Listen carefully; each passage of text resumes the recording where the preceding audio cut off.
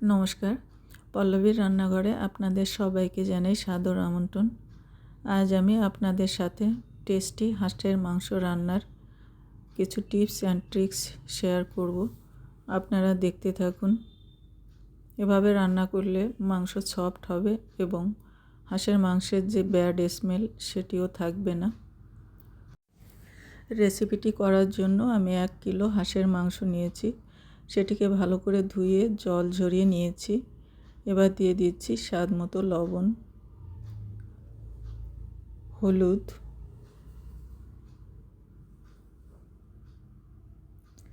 জিরে বাটা,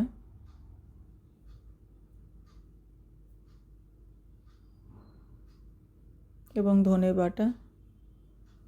আমি বাটা মশলা ব্যবহার করছি। বাটা মশলা ব্যবহার করলে মাংসের স্বাদ অনেক বেড়ে যায়। এবার দিয়ে দিচ্ছি লঙ্কার পেস্ট, কাশ্মীরি লঙ্কার গুঁড়ো দিয়ে দিলাম কালারিংয়ের জন্য।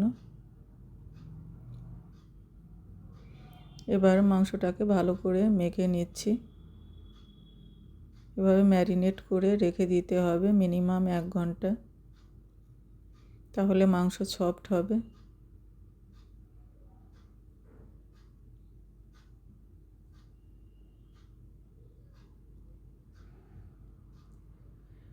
আমি ঢাকা দিয়ে রেখে দিচ্ছি।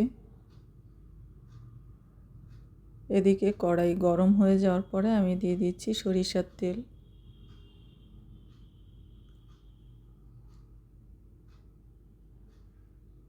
তেল গরম হয়ে গেছে। এবার দিয়ে দিচ্ছি গোটা জিরে ফোড়ন, আর দিয়ে দেব দারচিনি, এলাচ, লবঙ্গ, গরম মশলা। ফোড়ন দিলে খুব সুন্দর একটি গন্ধ আসে, আর হাঁসের মাংসের যে ব্যাড স্মেল সেটিও থাকবে না। এভাবে গরম মশলাটা হালকা ভেজে আমি তার মধ্যে দিয়ে দিলাম কুচনো পেঁয়াজ। পেঁয়াজও আমি বেশি সময় ভাজবো না, হালকা ব্রাউন করে ভাজবো।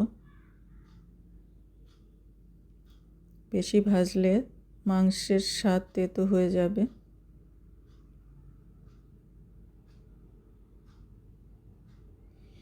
মিডিয়াম টু লো ফ্লেমে আমি পেঁয়াজগুলো ভেজে নিচ্ছি।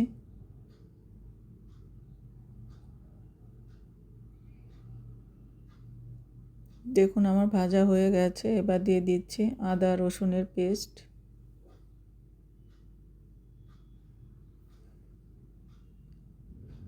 তিন চা চামচ আদা রসুনের পেস্ট দিলাম।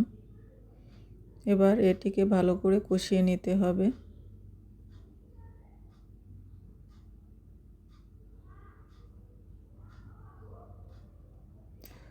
দেখুন মশলা থেকে তেল ছেড়ে দিয়েছে এবং আদা রসুনের কাঁচা গন্ধ চলে গেছে। এখন আমি ম্যারিনেট করা মাংস দিয়ে দিচ্ছি।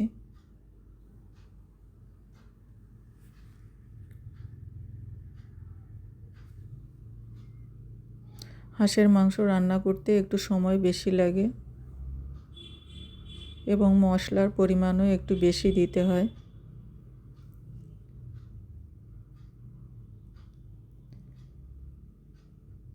আমি প্রথমে লো ফ্লেমে কিছু সময় মাংসটাকে কষিয়ে নেব।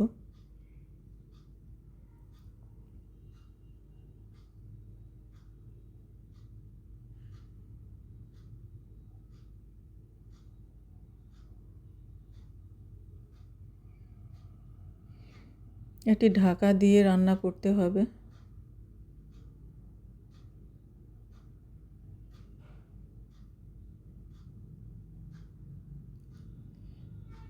আমি ঢাকা দিয়ে গ্যাসের ফ্লেমটাকে মিডিয়াম করে দিলাম। প্রায় 5-7 মিনিট পরে দেখুন মাংস থেকে জল ছেড়ে দিয়েছে। আবার ঢাকা দিয়ে দিচ্ছি। এভাবে ঢাকা দিয়ে দিয়ে মাঝে মাঝে ঢাকা খুলে নেড়ে চেড়ে দিতে হবে। এবার মেটে দিয়ে দিচ্ছি। আমার 50% মাংস সিদ্ধ হয়ে গেছে। মেটে গলতে সময় লাগে না, তার জন্য আমি পরে দিলাম।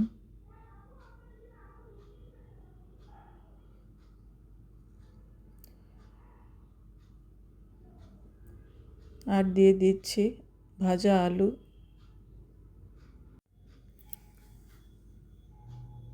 আলু দিয়ে আমি 10-15 মিনিট মিডিয়াম টু লো ফ্লেমে কষিয়ে নেব।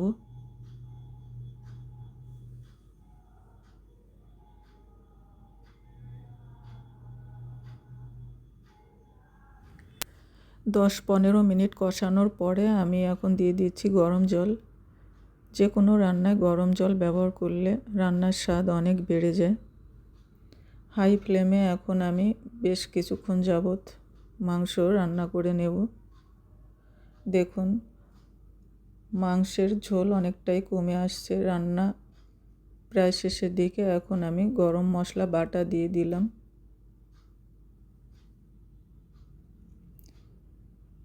হাই ফ্লেমে আমি কিছুক্ষণ জাল দিয়ে নিয়েছি।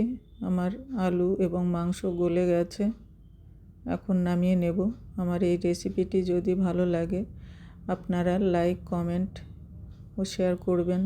আমার চ্যানেলটি সাবস্ক্রাইব না করলে সাবস্ক্রাইব করবেন প্লিজ। এভাবে রান্না করলে মাংস সফট হয় এবং হাঁসের মাংসের যে একটা গন্ধ, সেই গন্ধটা থাকে না।